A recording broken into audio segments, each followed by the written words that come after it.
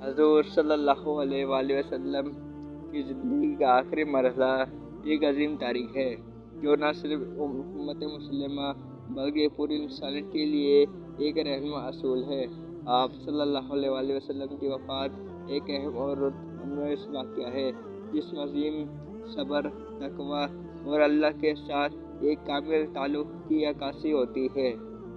حضرت نبی کریم صلی اللہ علیہ وآلہ وسلم کی آخری بیماری کا آغاز صفر 11 ہجری میں ہوا۔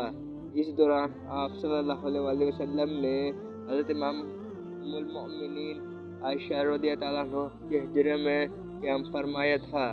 آپ کو سر میں شدید درد محسوس ہوا اور بخار چڑھ گیا۔ روایت کے مطابق بخار اتنا شدید تھا کہ صحابہ کرام رضی اللہ عنہم آپ صلی اللہ علیہ وآلہ وسلم کے جسم پر ہاتھ رکھتے تو محسوس کرتے کہ آپ کا جسم حدت سے جل رہا ہے۔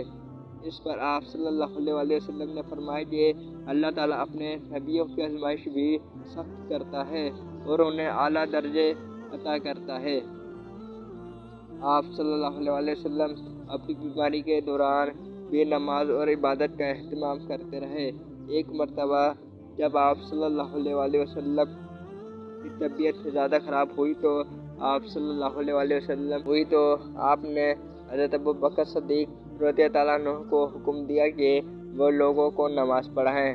حضرت ابو بکر صدیق رضی اللہ عنہ کو آپ صلی اللہ علیہ وآلہ وسلم کے بعد امت کا امام بنایا گیا، جو اس بات کی دلیل تھی کہ آپ صلی اللہ علیہ وآلہ وسلم نے خلافت کے لیے ان کا انتخاب فرمایا تھا۔ آپ صلی اللہ علیہ وآلہ وسلم نے اپنے آخری خطبے میں اللہ کی حمد و ثنا بیان کی اور لوگوں کو تقوی اور عدل و انصاف کی تلقین فرمائی۔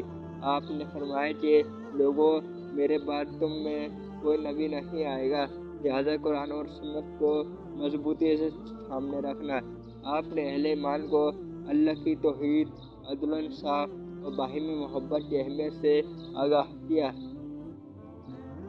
وفات سے چند دن قبل آپ صلی اللہ علیہ وآلہ وسلم نے وصیت فرمائی کہ نماز کی پابندی رکھو، غلاموں کے ساتھ حسن سلوک کرو اور میرے سنت پر عمل کرو۔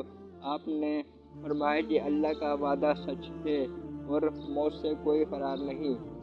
حضرت محمد صلی اللہ علیہ وآلہ وسلم کی وفات 12 ربیع الاول 11 ہجری کو ہوئی۔ اس دن آپ فجر کے وقت بیمار ہوئے اور حجرے کا پردہ ہٹا کر مسجد کی طرف دیکھا جہاں ابو بکر رضی اللہ عنہ لوگوں کو نماز پڑھا رہے تھے۔ آپ کا چہرہ انور دیکھ کر صحابہ کرام رضی اللہ عنہ بہت خوش ہوئے، مگر آپ صلی اللہ علیہ وآلہ وسلم نے اشارہ کیا کہ نماز جاری رکھیں۔ اس کے بعد آپ واپس حجرے میں تشریف لے گئے۔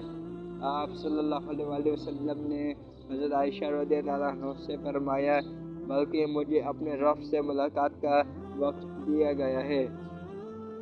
پھر آپ نے 3 مرتبہ فرمایا، اللہم پھر رفیق اعلیٰ، یعنی اے اللہ مجھے اعلیٰ ساتھی اللہ کے ساتھ رکھ۔ اس وقت آپ صلی اللہ علیہ وآلہ وسلم کا وصال ہو گیا۔ نبی کریم صلی اللہ علیہ وآلہ وسلم کی وفات کے بعد مدینہ منورہ میں ہر طرف غم و رنج کی کیفیت تھی۔ حضرت عمر رضی اللہ عنہ یہ خبر سن کر حیران اور افسردہ ہو گئے۔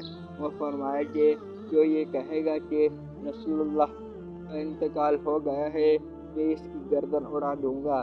لیکن حضرت ابو بکر صدیق رضی اللہ عنہ نے آ کر فرمایا، جو محمد صلی اللہ علیہ وآلہ وسلم کی عبادت کرتا تھا وہ جان لے کہ محمد صلی اللہ علیہ وآلہ وسلم کا انتقال ہو گیا ہے، اور جو اللہ کی عبادت کرتا تھا وہ جان لے کہ اللہ زندہ ہے اور کبھی نہیں مرے گا۔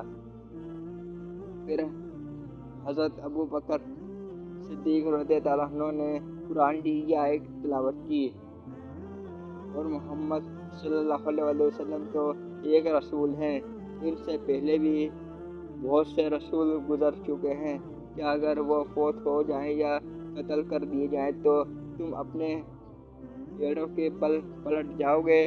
اور جو کوئی ایڑیوں کے بل پلٹ جائے گا تو اللہ کو کچھ بھی نقصان نہیں پہنچا سکے گا، اور اللہ عنقریب شکر کرنے والوں کو بدلہ دیتا ہے۔ نبی کریم صلی اللہ علیہ وآلہ وسلم کو وفات کے 3 دن بعد یعنی 14 ربیع الاول کی رات کو دفن کیا گیا۔